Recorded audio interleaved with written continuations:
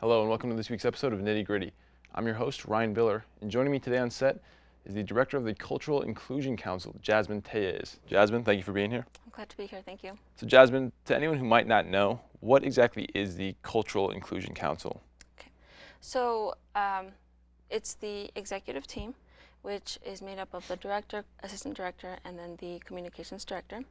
And then it's also the coordinators that represent the 6 alliances that we have. We have the Black Student Alliance, International Student Alliance, Latino Student Alliance, Genders and Sexualities Alliance, Ho'olokaki Polynesian Alliance, and then the Native American Student Alliance.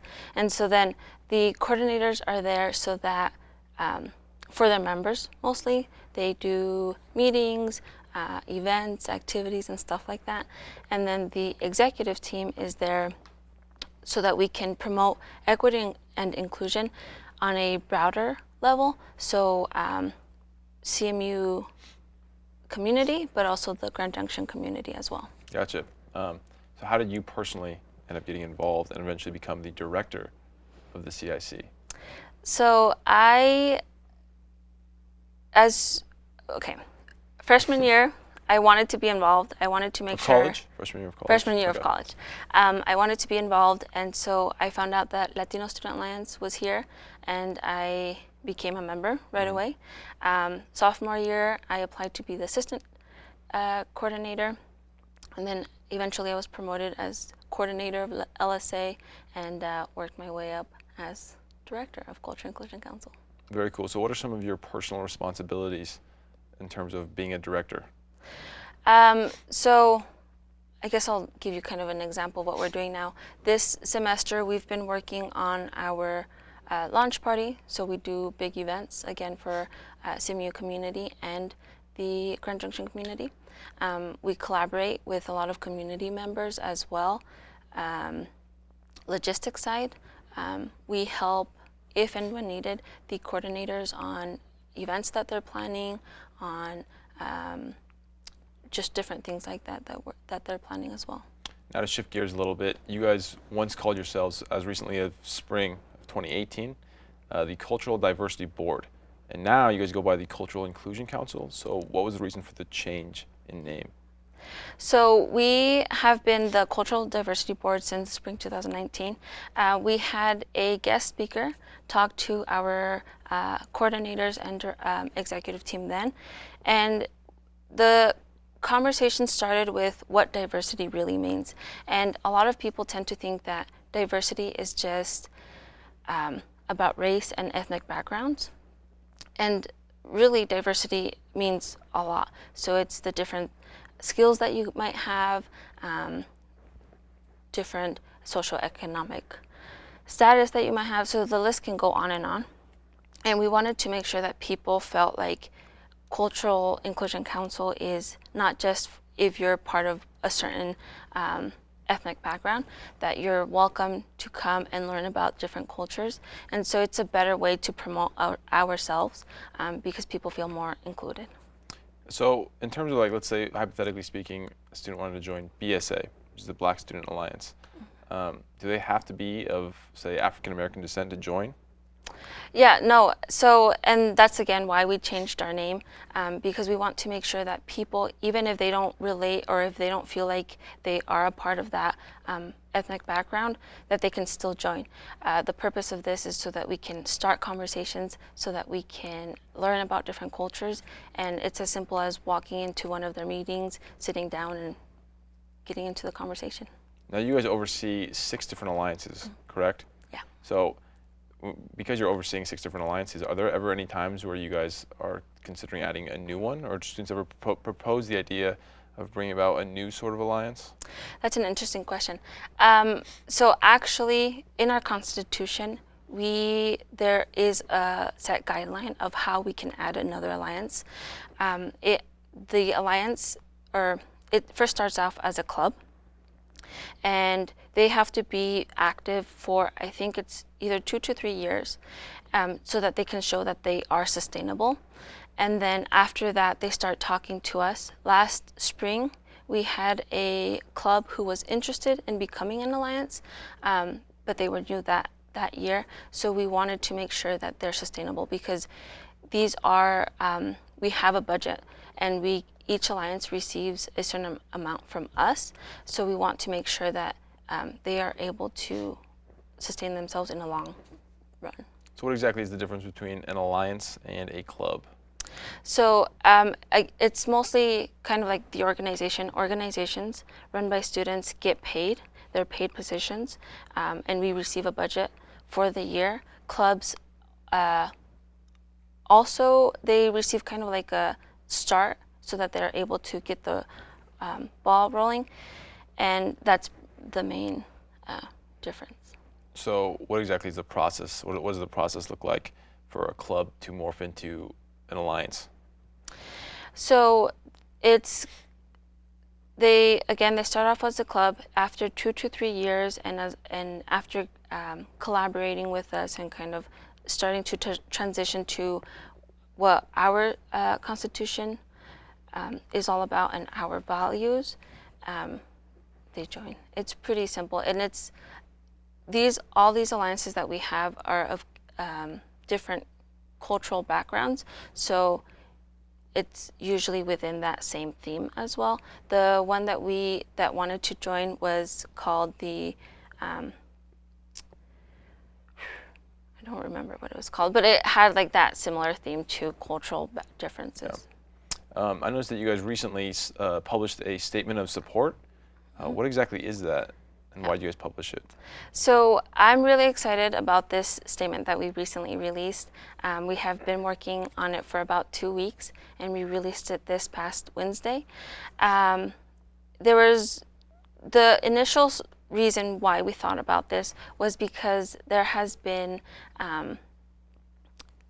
incidents in different universities within Colorado that happened to, people were racially discriminated against, and so their incident went viral, and it became a big thing.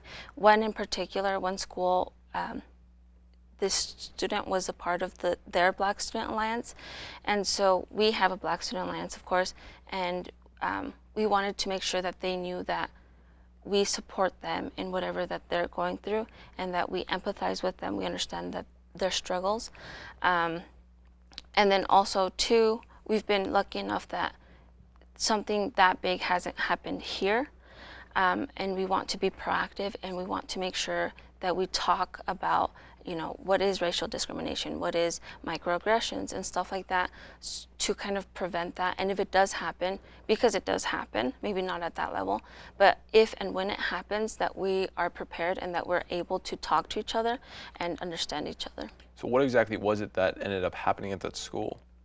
So there was 2 different schools. The one that with the BSA student, they came out with a statement of their own and had some requests for the administrative because they felt like they weren't being supported enough, and it's since has become better. Like, they've talked with the administration and stuff like that, but yeah, we just want to make sure that we're prepared for things that happen like that. And it's also kind of I haven't experienced it myself, but I've talked to students who have been racially discriminated, and they don't feel comfortable talking about it. Sometimes they feel like nothing is going to happen. So of course we want to be there for them, and we want to make sure that students here know that we will support them however we can, and that we are able to have these conversations, because they're difficult conversations, of course. But yeah. So the statement of support, what exactly is it that it specifically entails? Is it like a constitution of sorts? So it talked briefly about the incident. We talked about how we support the actions that the BSA there did, and also we made promises to this campus, to these students, stating that, for example, one, we will have more events where we can have these conversations, these difficult conversations. We will promote better education on what cultural differences are, again, cultural appropriation, racial discrimination, and stuff like that. So what are some of your guys' upcoming events that you guys see in the future? So referring back to the statement, we are going to have a panel on November 8th. It's going to be the Cultural Differences panel. With that one, we just want people to come and ask whatever questions that they might have, but maybe don't feel comfortable asking because they don't want to offend anyone, and just have a conversation there. We also have a Fall Fest this November 7th as well. And with that one, we're really excited because we are collaborating with different school organizations, and we are bringing in the community from Grand Junction as well. So what were some of your guys' more popular events that you guys had in the past? So spring is a really big semester for us, just because we have our Unity Fest, which is a week long. Every alliance gets a day and they plan out an event for the school. And then we end with a big CIC event. It's usually the color run and just have stuff like that. Last year was our first annual fashion show, and we're hoping to bring that on. And so now we're starting to prepare for those events because they're pretty big. So it takes a lot of planning. In terms of supporting your guys' alliances as the CIC, do you guys only do it through financial aid by, giving them a certain amount for a budget? Or are there other ways that you guys help to support each alliance? Yeah, so there is a lot of promotion. Since we are bigger, we can reach out more to different organizations that they might want to collaborate with.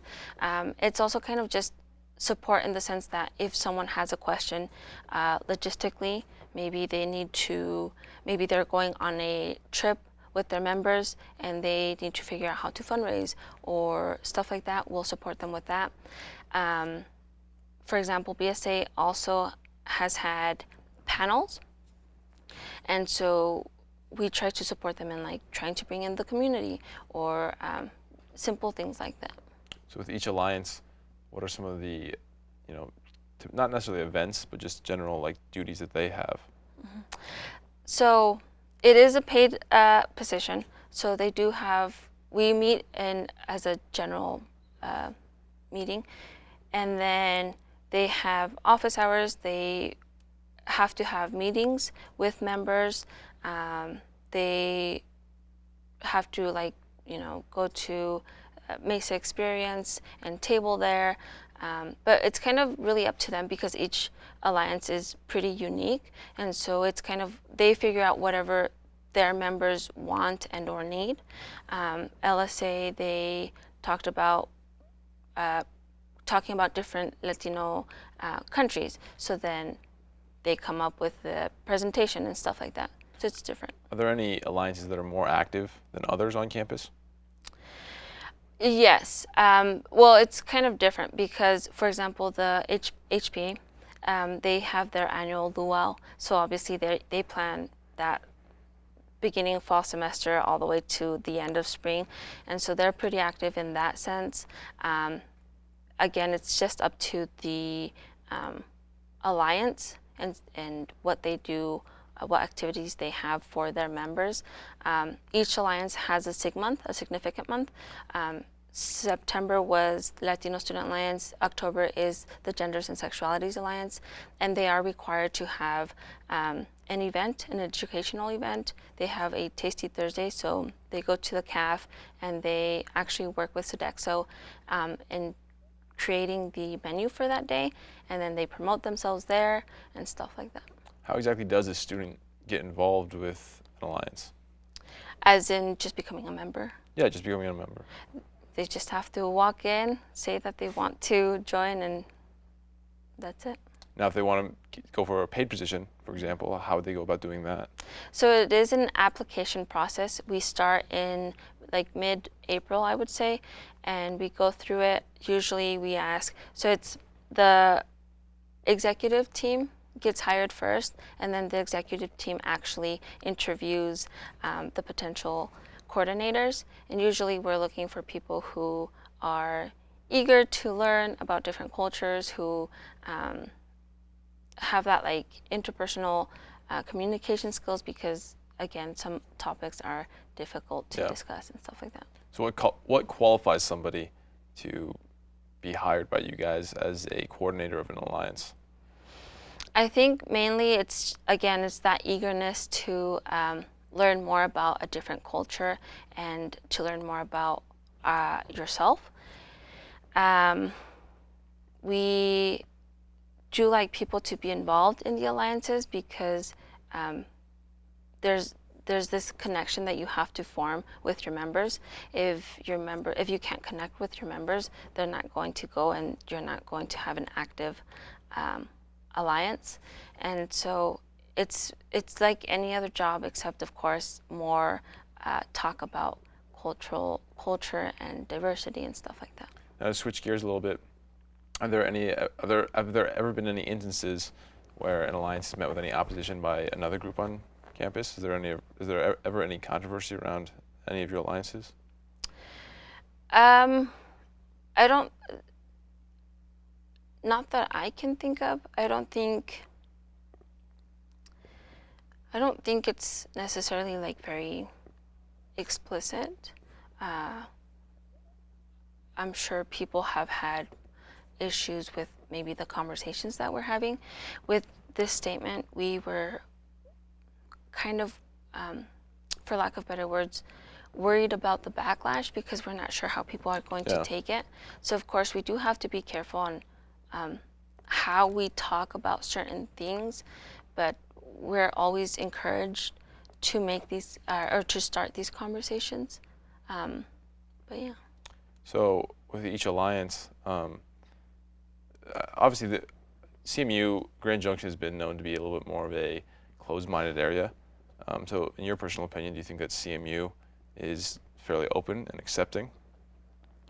So I think that we have been really lucky, because we have a council and it's an official student organization, and we do get the support. I think that, in my personal opinion, we always have to work more and more. I don't think that it'll ever be enough, in the sense that there's always something else that we can do. We started off as just creating events, fun activities. Now we're moving on to more, what else can we do? So now we're doing panels and actually trying to educate people on different cultures and stuff like that. So again, we've been lucky. We have the support that we need here, but we can always improve as well. Now you mentioned that you guys obviously host events, and you guys also host things like panels. Mm-hmm. So is it difficult to balance the level of fun and entertainment aspect with the more serious, harder conversations that can sometimes draw controversy? Yes, on our side, yes, because we obviously want people to have fun. We want people to be engaged, and if we have these difficult conversations, sometimes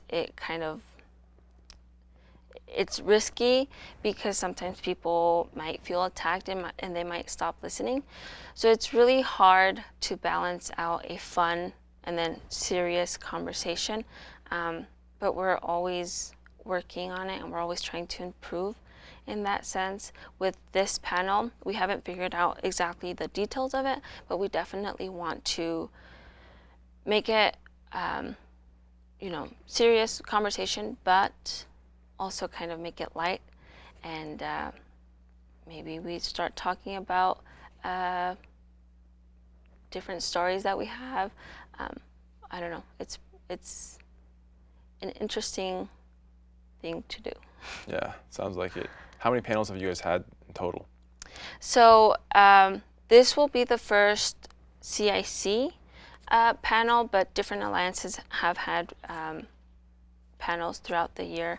I wouldn't know how many from each alliance, but yeah. Sounds good. All right, Jasmin, that's just about all the time that we have. Perfect. Jasmin Tellez is the Cultural Inclusion Council Director, and join us next week for the next episode of Nitty Gritty.